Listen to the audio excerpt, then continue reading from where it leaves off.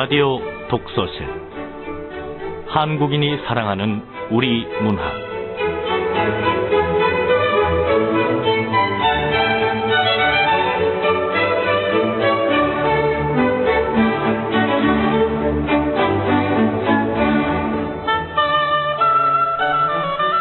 안녕하세요. 아나운서 김경란입니다. 아버지는 힘이 세다. 김용화. 아버지는 힘이 세다. 세상 누구보다도 힘이 세다. 순수레에 연탄재를 가득 싣고 가파른 언덕길도 쉬지 않고 오른다. 꼭두새벽 어둠을 딛고 일어나 국방색 작업복에 노란 조끼를 입고 통장 아저씨를 만나도 반장 아줌마를 만나도 허리 굽혀 먼저 인사를 하고 이 세상 구석구석 못쓰게 된 물건들을 주워 모아 세상 밖으로 끌어다 버린다. 나를 키워 힘센 사람 만들고 싶은 아버지. 아버지가 끌고 가는 높다란 산 위에 아침마다 붉은 해가 솟아오른다. 김용화님의 시 아버지는 힘이 세다합니다. 여러분의 아버지는 어떠신가요? 힘이 세신가요? 어버이날 보내면서 부모님 찾아뵈신 분들 많을 텐데 이상하게 어머니한테는 그래도 사랑한다거나 감사하다는 말을 편하게 하게 되지만 아버지한테는 쉽게 잘 안 하게 되는 것 같거든요. 나이가 조금씩 들다 보니까 어릴 때는 참 강해 보이던 아버지가 조금씩 약하게 보일 때가 있습니다. 약해지는 아버지에게 힘을 주는 한마디 이 5월이 다 가기 전에 한 번쯤은 건네보자고요.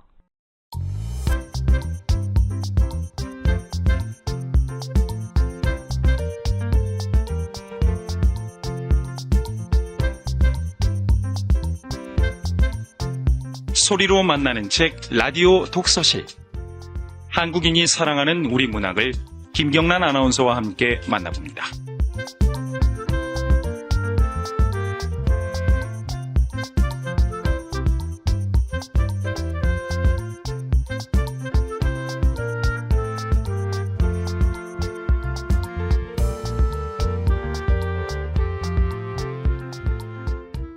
KBS 라디오 독서실 한국인이 사랑하는 우리 문학. 오늘은 김영하 작가의 사진관 살인사건입니다.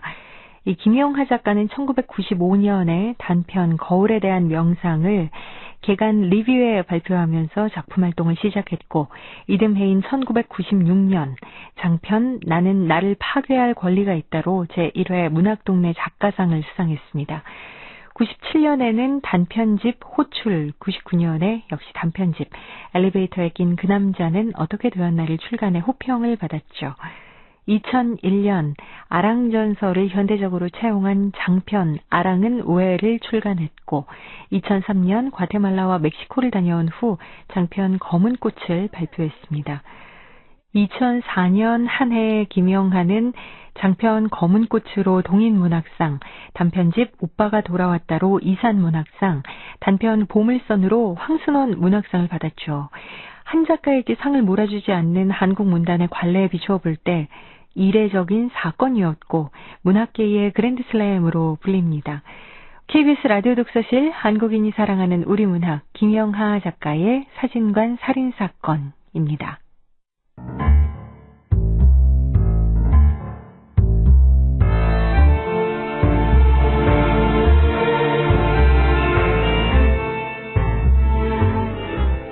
사진관 살인사건 김영하.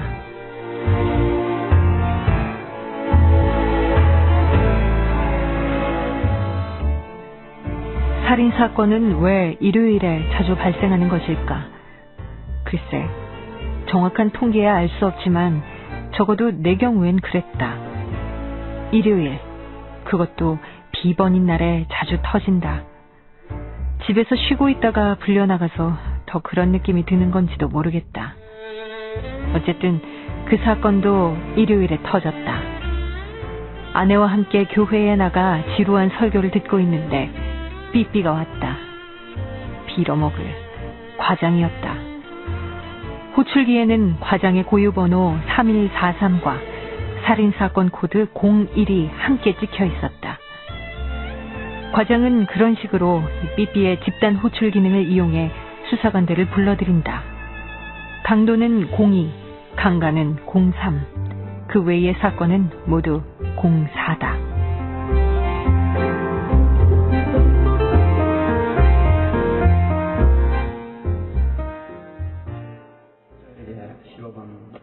시간이 주어졌습니다. 짧은 시간이고 긴 시간이면 긴 시간입니다.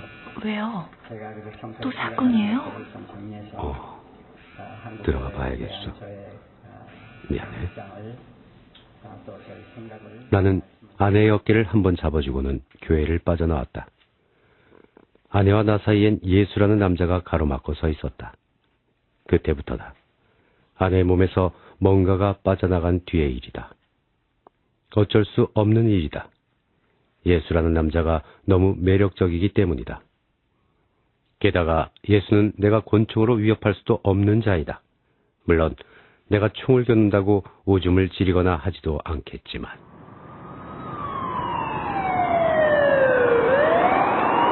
경광등을 올려달고 엑셀레이터를 냅다 밟았다. 현장 상황이 급한 건 아니었다. 사람이야 이미 죽지 않았는가. 급한 일은 따로 있었다. 살인사건이 발생하면 보고서만 수십 장을 날려야 한다. 여하튼 피곤한 일이다.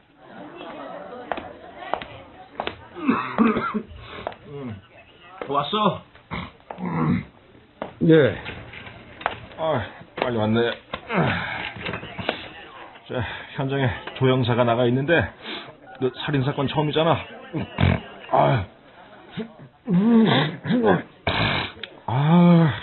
이놈의 감기는 떨어지질 않는구만.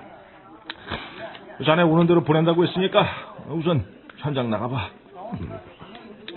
별건 아닌 것 같더구만. 사진관에서 주인 남자가 피살됐다나봐.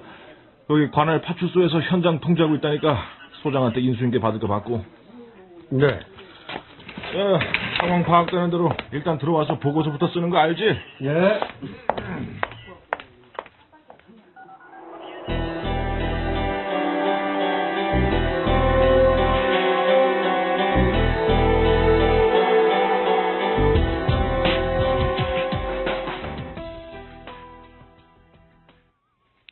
현장에 도착하니 구경꾼들이 파리떼처럼 몰려 있었다.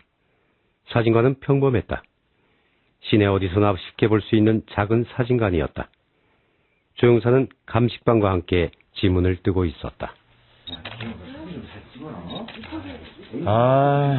지문이 쓸만한 게 나와야 하는데. 조영사. 잘 돼가? 예. 지문은 많은데요. 쓸만한 게 있을지는 모르겠어요. 흉기는? 없습니다. 근처는 수색해봤어? 아까 파출소 애들하고 둘러봤는데요. 별게 없어요. 시체는 저기. 응? 시체는 바닥에 엎어져 있었다. 뒤통수 쪽에 둔기로 얻어맞은 듯한 상처가 있었다. 상처 주위엔 피가 머리카락과 엉겨붙어 있었다. 나이는 40대 초반 정도.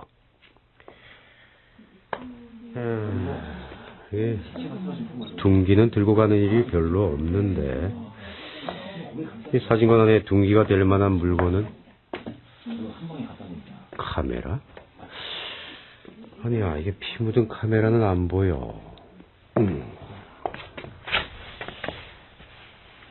자, 여기 의자가 2개쯤 쓰러져 있고 피살자가 저항한 흔적이 약간. 계장님, 저기 저 여자. 응? 누구? 저 여자가 피살자 부인이란다. 오, 뭐 좀 물어봤어? 아니요, 그럴 짬이 없었습니다.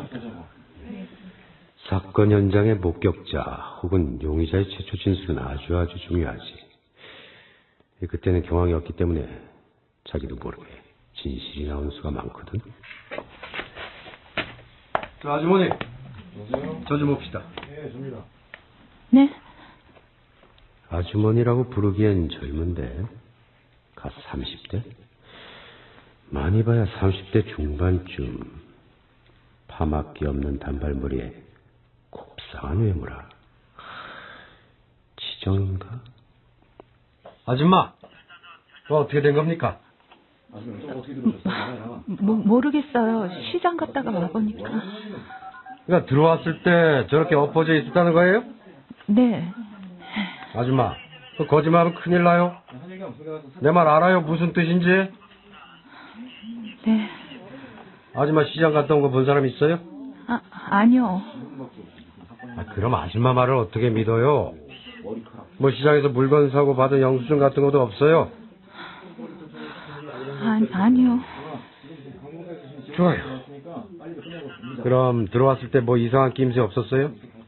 누군가 여기서 나왔다든가 뭐 그런 거요. 뭔가 깊이 생각하는 낌새. 이 아줌마가 네? 바쁜 사람 붙잡고 장난하나? 아무거나 본 거 있으면 다 얘기하라니까요. 예. 그게... 여자는 쭈뼛거리며 진열장 쪽으로 걸어갔다. 조아나는 그녀를 따라갔다. 여자는 진열장 위에 놓여진 사진 봉투 하나를 집어들었다. 들어왔을 때 이게 있었어요. 이게 어쨌다는 거죠? 원래는 여기 박스에 있어야 되는 건데 이렇게 나와 있었어요. 그러니까 이 사진을 맡긴 사람이 왔다 간 거죠. 들어오면서도 이상하다 했어요. 사진을 꺼내놨으면 맡긴 사람이 온 거고 그럼 그 사람이 돈 내고 가져갔을 텐데 그냥 덩그머니 여기 있는 거예요. 그래서 그걸 물어보려고 안에 들어갔더니 그리고 저렇게. 여자는 끔찍하다는 듯이 얼굴을 가렸다. 나는 장갑을 끼고 봉투 속에서 사진을 꺼내보았다. 꽤 잘 찍은 사진이었다. 아마 수동사진기로 전문가가 찍었음직한 것들이었다. 이 사진이 어쨌다는 거야? 조 형사. 예. 일단 이 사진들도 지문 채취하고 예. 증거 수집용 봉투에 담아서 서로 가져가자고. 예, 회장님. 아주머니, 어쨌든 최초 목격자니까 일단 서까지 가셔야 되겠네요. 자, 감식팀. 예. 일 다 끝났으면 앰뷸런스 불러서 시체 싣고 현장 폐쇄하고 출발합시다. 자, 조영사. 예. 현장 사진 다 박았지? 예, 회장님. 감식팀이 먼저 승합차로 출발했다. 나는 주변을 잠시 살펴본 후 서로 향했다. 여자는 뒷자리에 조영사와 함께 태웠다. 뭐랄까, 특이한 느낌을 주는 여자였다. 조영사야 신참이니까 알 수 없을 테지만 내 코엔 그 냄새가 난다. 그것은 청결한 화장실과 비슷하다. 물기 하나 없이 깨끗한 바닥, 미미한 방향제 내음, 개방된 은밀함, 금세 씻겨나간 더러움 같은 것들.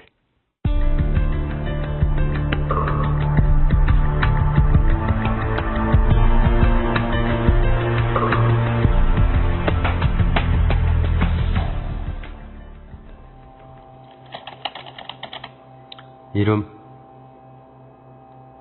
아줌마 이름이요? 지경희요. 직업, 주부요. 전과사실 있습니까? 네? 전과사실 있어요? 아니요, 없어요. 여자는 무엇인가 불안해하고 있다.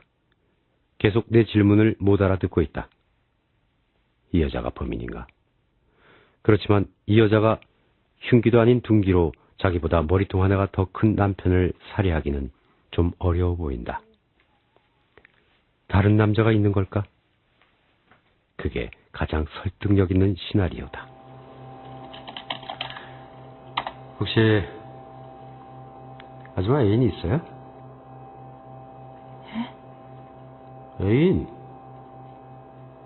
애인 있냐고요? 아니요. 거짓말하면 안 되는 거 알죠? 이거 위중죄로 걸려요.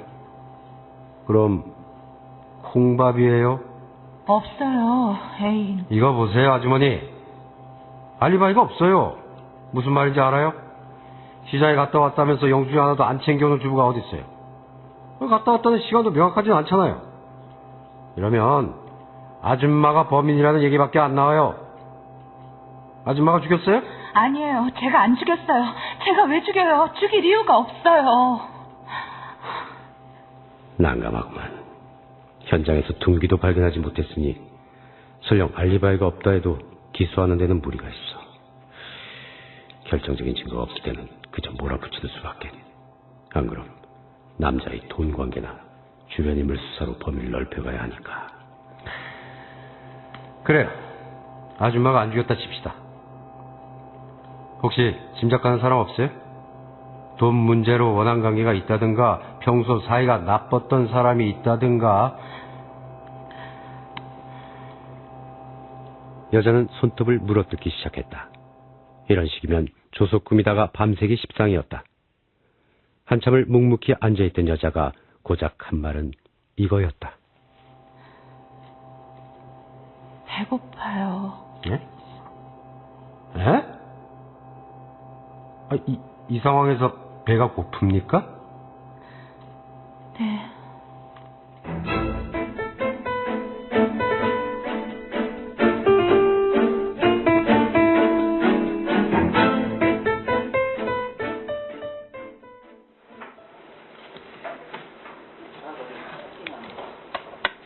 여자는 묵묵히 국밥을 입속으로 떠넣었다. 그러다가 문득 결연한 표정으로 고개를 들었다. 형사님, 아까 그 사진 말인데요. 사진? 아니, 무슨 사진이요? 진열장 위에 있던 안 찾아간 사진. 아, 예. 그게 왜요? 그 사람 같아요. 남자입니까? 네. 자주 오는 남자예요? 네. 아주 자주요. 뭐 하는 사람이요? 그건 몰라요. 일주일에 한 번은 꼭 와요. 사진을 아주 많이 찍어요. 그런데요?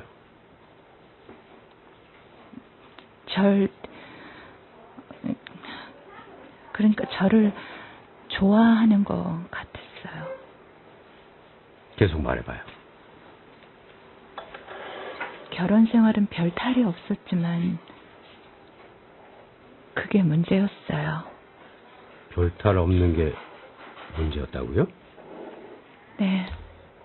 남편하고는 아무 일이 없었거든요. 아이도 생기지 않았고요. 사진관 일이라는 건 참 지루하거든요. 그랬어요. 그게 어쨌다는 겁니까? 근데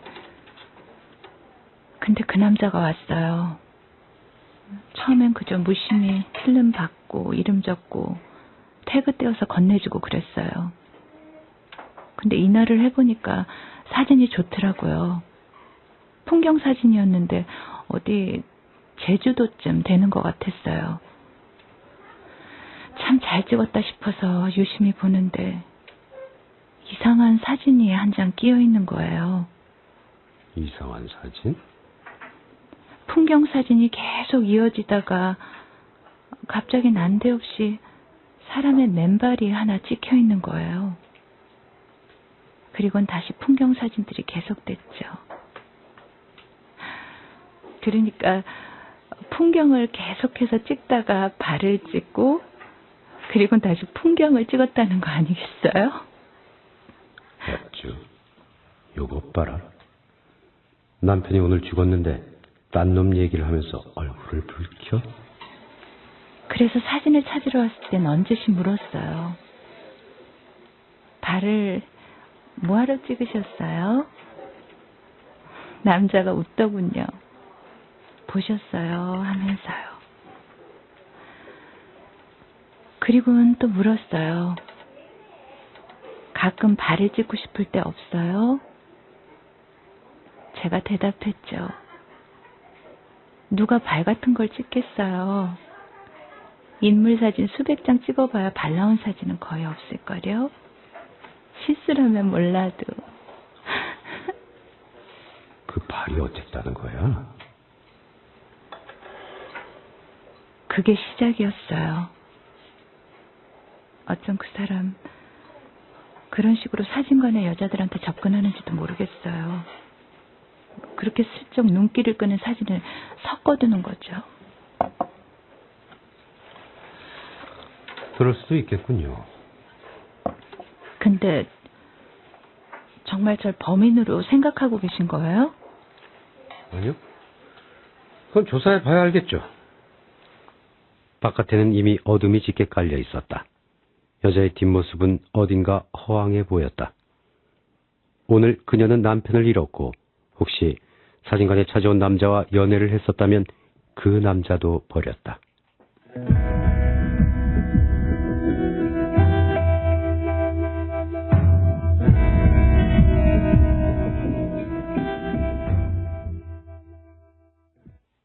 과장에게 다가가 여자가 말해준 남자 얘기를 간략하게 요약해 보고했다. 과장은 일단 그 남자도 수사선상에 올리라고 말했고 우선 여자의 조서를 빨리 꾸미라고 했다. 남자는 곧 불려올 것이었다.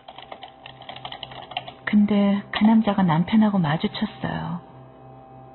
그 남자는 언제나 남편이 없을 때만 골라서 왔었는데 그날은 남편이 어디 나갔다가 들어오는 길이었어요. 이상해요. 남자들은 아나 봐요. 남편은 그 남자를 유심히 보더라고요. 느낌이 있었겠죠. 난 서둘러 사진 봉투를 그 남자한테 건네줬어요. 그날에 필름에 담겨있던 건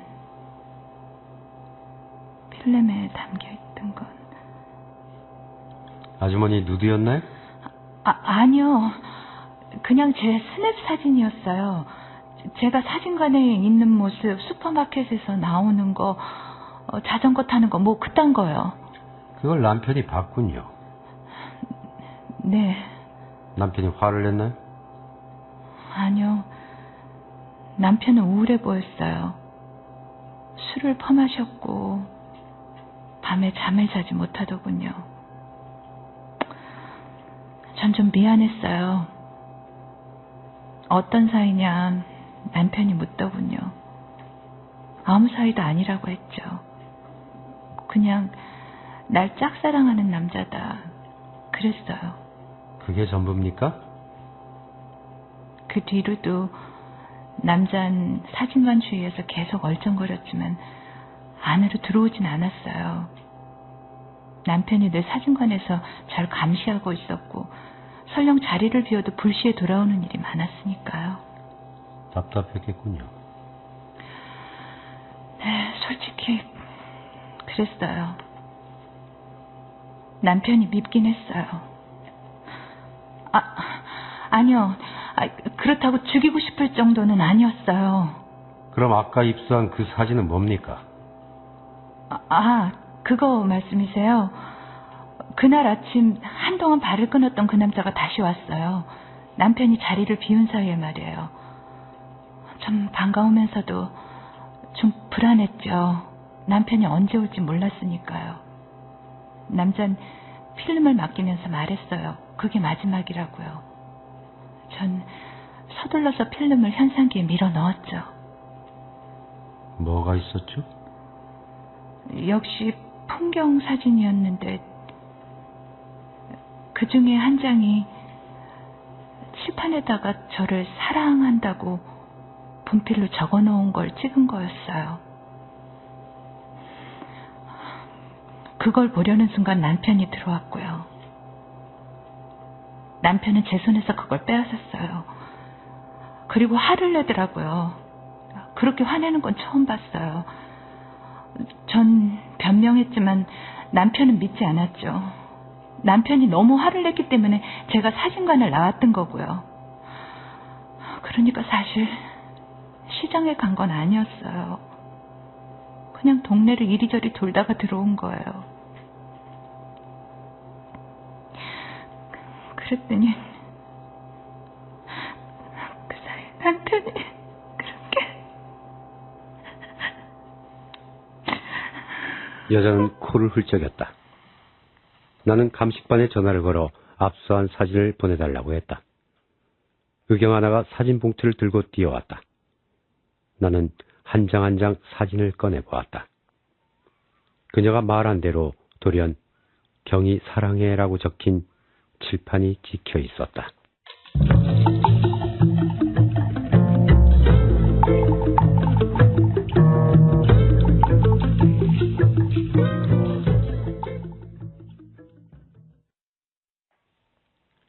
휴식이다. 그 남자가 올 때까지는. 나는 민원실 쪽 벤치로 나가 담배를 피웠다.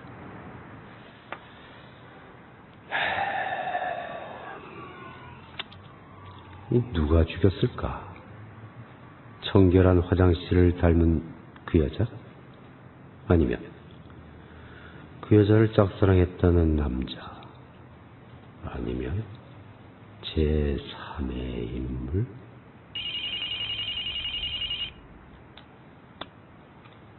조영사. 뭐 좀 건졌어? 없습니다. 주변 사람들 말로는 그저 조용하게 사진관이나 지키고 있던 여자랍니다. 남편은? 남편은 좀 문제가 있었는데요. 근처 다방에 자주 출입했고요. 안마실소도 심심찮게 들렸고요. 그 젊은 마누라 두고 왜 그런 데를 다니지? 그래, 첩이 있는 건 아니고? 글쎄, 사진관에서 그럴 능력이나 있었겠어요. 그 보험관계 조사해봤어? 보험협회에 전화하면 다 나오잖아. 깨끗해요. 교통상해보험하고 연금보험 말고는 없어요. 아이, 뭐야 이거? 야, 조영사, 그 일단 들어와서 그 여자 저 카드 관계 뒤져봐. 예, 계장님.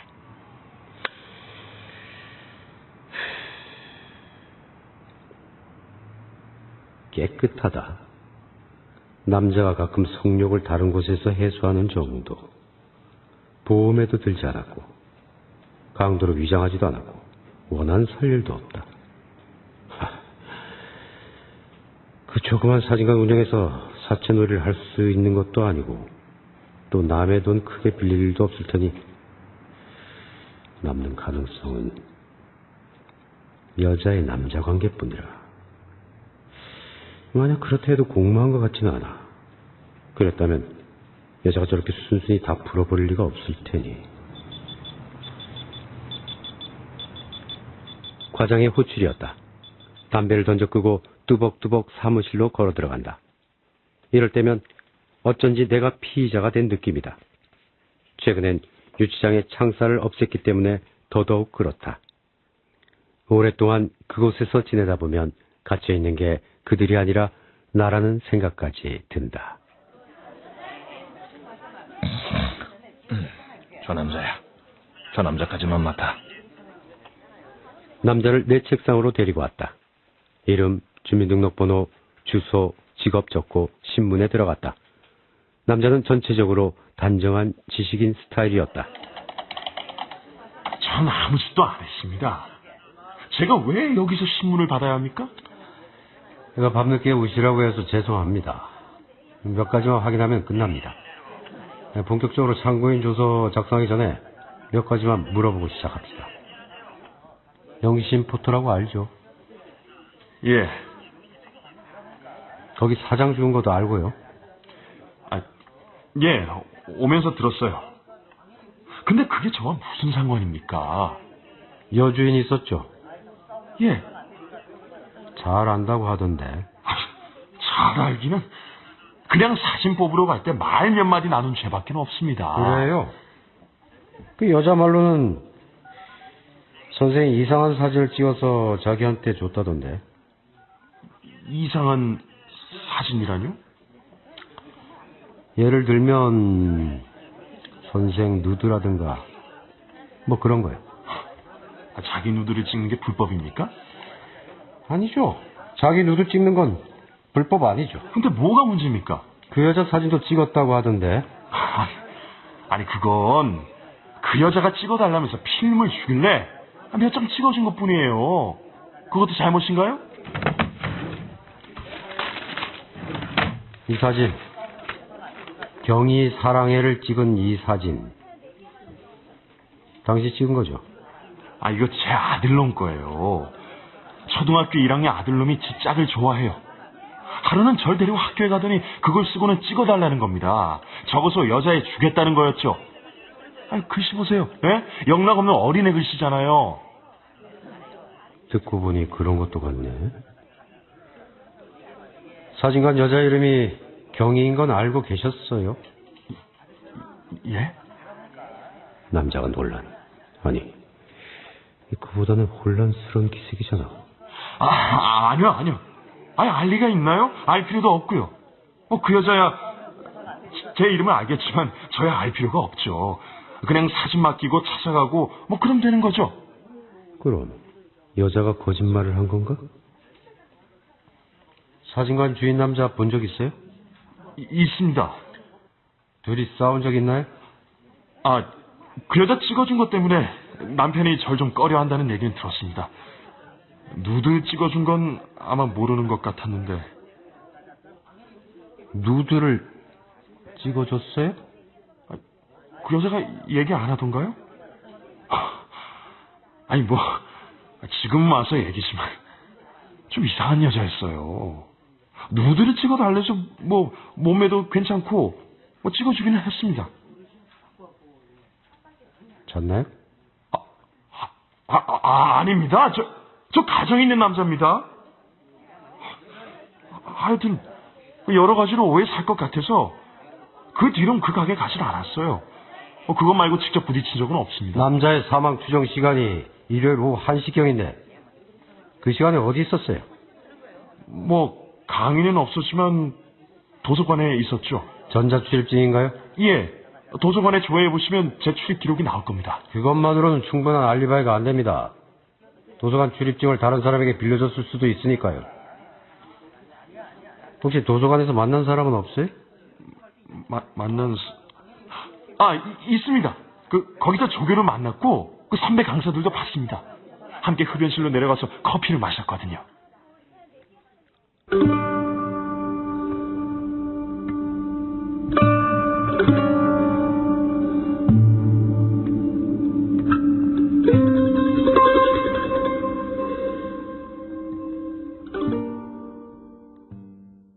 다음날 정명식의 알리바이를 확인했다. 그의 선배와 조교들은 그가 도서관에 있었음을 증명해 주었다. 지경이를 다시 불렀다. 여자는 전날보다 훨씬 초조한 기색이었다. 정명식이가 아줌마 누드를 찍었다면서요?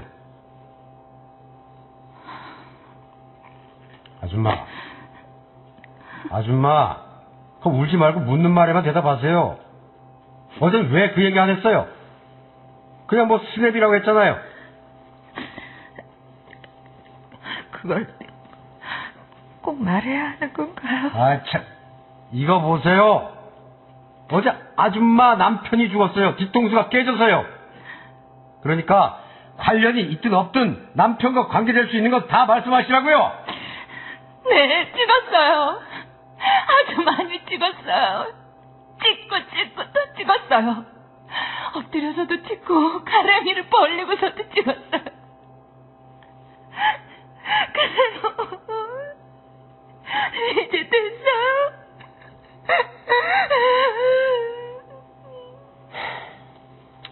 좋습니다. 경희 사랑해라는 사진 말인데요. 그 남자 말로는 그게 자기 아들이 찍어달라고 해서 그 학교에 가서 찍은 거라더군요. 그리고 아줌마 스냅 사진도 아줌마가 찍어달라고 해서 찍었다면서요. 정 선생님이 그래요? 네. 그분이 그렇다면 그런 거겠죠. 그게 무슨 말이에요? 해봐요, 아주머니. 그거 어떻게 된 거냐니까요? 어떻게 된 거냐뇨. 그냥 그런 거예요, 형사님. 생각해보세요. 형사님이 어떤 여자에게서 꽃을 받았어요. 그럼 형사님은 그 여자가 자기를 좋아한다고 생각하는 게 당연하지 않겠어요? 근데 그 여자가 와서는 꽃이 잘못 배달됐다고 하는 거예요. 아니면 돈이 남아돌아서 심심해서 그것도 아니고 꽃집을 하는데 꽃이 남아서 그냥 두면 상해버릴 것 같아서 보내놓으라고 한다면 그냥 그런 거예요. 그게 진실인 거라고요. 형사님은 꽃 받은 형사님만 바보 되는 거죠. 안 그래요? 좋아요. 다른 얘기 합시다. 그날 정명식이는 사진관에 온 적이 없다더군요. 아침에 확인해보니 알리바이도 확실하고. 다행이네요. 뭐가 다행이죠? 정 선생님이 안 죽였다니 다행이죠. 말은 그렇게 했지만 여자의 얼굴 한 구석엔 쓸쓸한 기색이 스쳐 지나갔다. 여자는 안도하면서 동시에 서운해하는 것 같았다. 여자들은 한 번쯤은 바라는 것일까? 어떤 남자가 자기를 위해 남편을 죽여주기를, 목숨을 걸어주기를.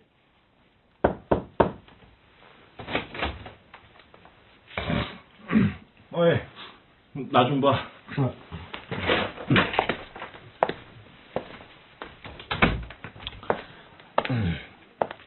저 여자 귀가시켜. 네? 왜요? 오늘 아침에 사진관 근처에 차대 놓고 자던 놈 불신 검문을 했는데 우리 조영사가 말이야. 트렁크에서 피 묻은 야구 방망이가 나왔어. 혈액형도 일치해. 감식 결과 나왔는데 사진관 진열장에서 그놈 지문도 나왔대. 폭력전과 사범이라더구만. 자백만 받으면 돼. 조영사가 데리고 들어올 거야. 지금 출발했대. 나는 자리로 돌아와 노트북을 접고 손깍지를 낀 채로 여자를 물끄러미 바라보았다. 여자 역시 물기가 채 마르지 않은 눈으로 나를 빤히 바라보았다. 용의자가 잡혔습니다. 돌아가셔도 됩니다. 정 선생님은 아니죠? 네, 아닙니다.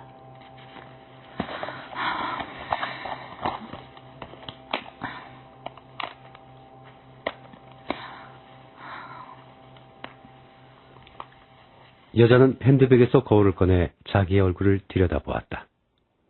여자는 화장을 고친 후 자리에서 일어났다. 약간 휘청거리더니 입구를 찾아 두리번거렸다. 나는 자리에서 일어나 그녀를 안내해 주었다. 들어온 길을 찾지 못하는 여자. 현관 앞에서 그녀를 배웅했다. 용의자가 수갑을 찬 채로 끌려왔고 조용사가 신문을 맡았다. 용의자는 약간 저항했지만 증거들이 쏟아져 나오자 쉽게 자백했다.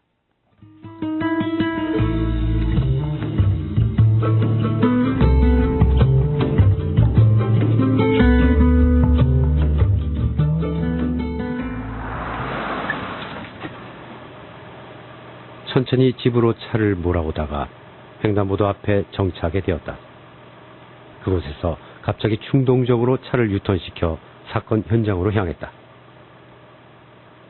나는 한참 동안을 차 안에서 사진관의 동정을 살펴보았다. 1시간 후 정명식이 나타났다. 그는 주춤주춤 사진관 안으로 들어갔다. 그를 보자 여자가 풀썩 자리에 주저앉고 우는 것 같았다. 정명식이 그녀의 어깨를 감쌌다. 잠시 후 그가 사진관 밖으로 나와 갈고리로 셔터를 끌어내렸다. 그러고는 상가 쪽 뒷문으로 돌아가 사진관 안으로 들어갔다. 나는 담배를 피워 물었다. 그러고는 휴대폰으로 정명식의 아이가 다니고 있다는 학교에 전화를 걸어 담임을 찾았다. 한참 후에야 전화가 연결되었다. 네, 제가 3학년 2반 담임인데 왜 그러시죠? 아, 예. 수사하는데 좀 필요해서요. 선생님, 그 반에 혹시 경이라는 여자아이가 있습니까? 경이요? 그런 아이는 없어요. 요즘엔 그런 이름 잘 안 써요. 네. 요즘엔 새롬이, 하나, 한별이, 초롱이 뭐 이런 이름이 많죠. 예, 알겠습니다. 고맙습니다, 선생님. 차를 몰아 집으로 향했다. 아내가 힘없는 목소리로 나를 반겨주었다. 아내가 옆에 앉아 과일을 깎았다. 당신 많이 피곤해 보이네. 왜 그래요? 이빨. 내 발을 왜? 여보. 붙어먹는 놈의 오줌. 그 오줌에 젖은 이불. 그 이불을 죽어라 빨아대던 팔. 왜 이래요 정말?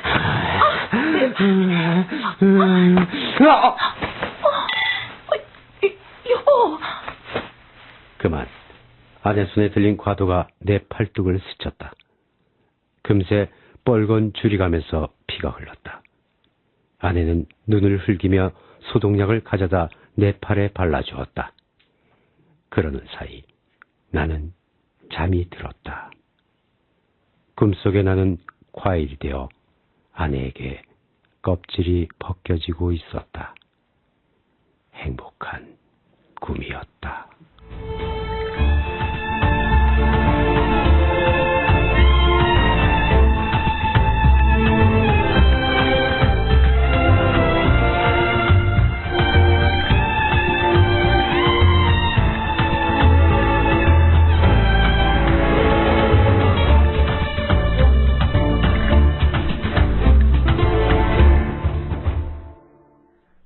사진관 살인사건 함께 하셨는데요. 정말 흥미진진하네요.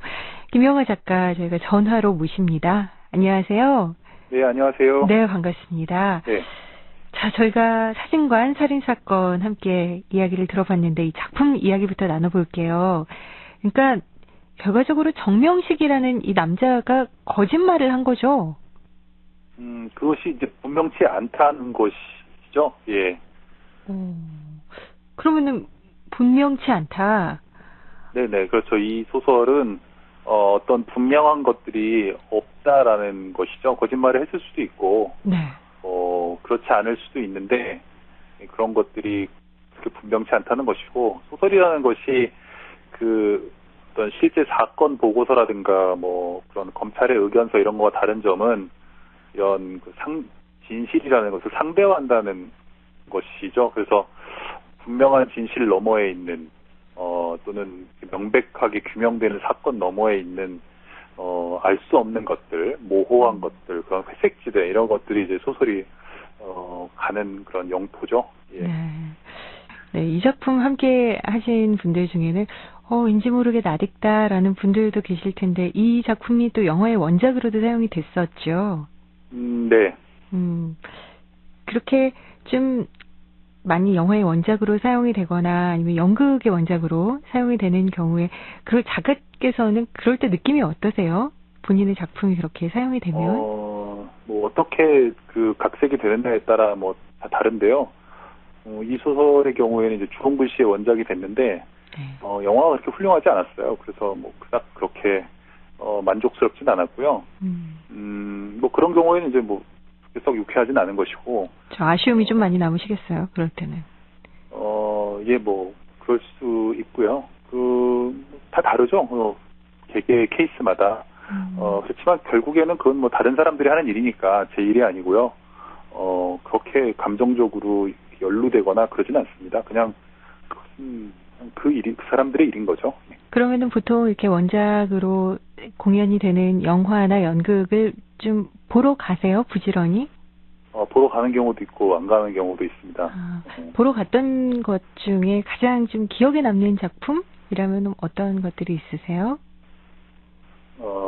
최근에 본 것 역시 기억이 많이 남는데 오빠가 돌아왔다. 역시 재밌었어요. 제 표현하지 않았던 것들까지 잘 찾아서 조선웅 연출께서 잘 표현해 주신 것 같고 저도 뭐 재밌게 봤어요. 아, 그러셨군요. 네. 그 김영하 작가를 좋아하는 독자들 중에는요. 이 질문을 제일 많이 하고 계세요. 그동안 어디 다녀오셨어요? 앞으로 일정은 어떻게 되세요? 이런 질문이 아닐까 싶은데, 네. 네. 대답을 해주시겠어요? 예. 저는 뭐 언제나 여기 있고요. 물리적으로는 해외에 있을 수도 있고, 뭐 한국에 있을 수도 있는데, 그냥 여기 늘 있어요. 있고 하는 일이 똑같기 때문에 늘 소설을 쓰고 있고요. 어디 있든지 간에 작가의 그 집이랄까요? 그 집은 자기 저술이라고 생각해요. 그래서 제가 쓴 소설 속에 늘 살고 있고요. 어디에 있든지 그 일을 계속하는 한 항상 그 다운받친 여기에 있다고 생각해요. 그래서 별다른 계획은 없고 올해 안에 단편집을 하나 낼까 하는 생각이 있어서요. 그걸 준비하고 있습니다. 단편집을 준비하고 계시는군요. 네. 그동안에 참 열심히 좋은 작품들을 많이 쓰셔서 그동안의 작품을 모은 김영하 컬렉션이라는 작품집이 나왔더라고요. 네. 네. 한 곳에 쭉 묶어놓으니까 기분이 어떠세요? 일목요연하게 이제 볼 수 있으니까 좋더라고요. 어떤 소설들을 써왔나, 그리고 어떤 한 꿰미에 이제 꿰서 볼 수 있으니까요. 지나온 작가로서의 생활이랄까, 삶이랄까 이런 거를 좀 돌아볼 수 있어서 그 좋은 계기는 됐던 것 같아요. 네. 앞으로도 좋은 작품 정말 많이 기대를 해보겠고요. 어디에 계시든지 여기에 계시겠다고 얘기하셨으니까 그곳에 계시면서 늘 건강을 꼭 지켜달라는 부탁 남기면서 오늘 마무리하겠습니다. 오늘 말씀 감사합니다. 네, 고맙습니다. 네, 지금까지 사진관 살인사건의 김영하 작가와 함께 이야기 나눠봤습니다. 부모님들이 가장 많이 하는 말 유심히 관찰해 본 적 혹시 있으세요? 아마 이런 말이 아닐까 싶어요. 난 괜찮다. 난 괜찮아. 괜찮을 때도 또 괜찮지 않을 때도 언제나 괜찮다고 하시는 부모님들. 자식들을 생각하는 부모님의 마음이겠죠. 지금까지 김영하 작가의 사진관 살인사건 편 함께 하셨습니다.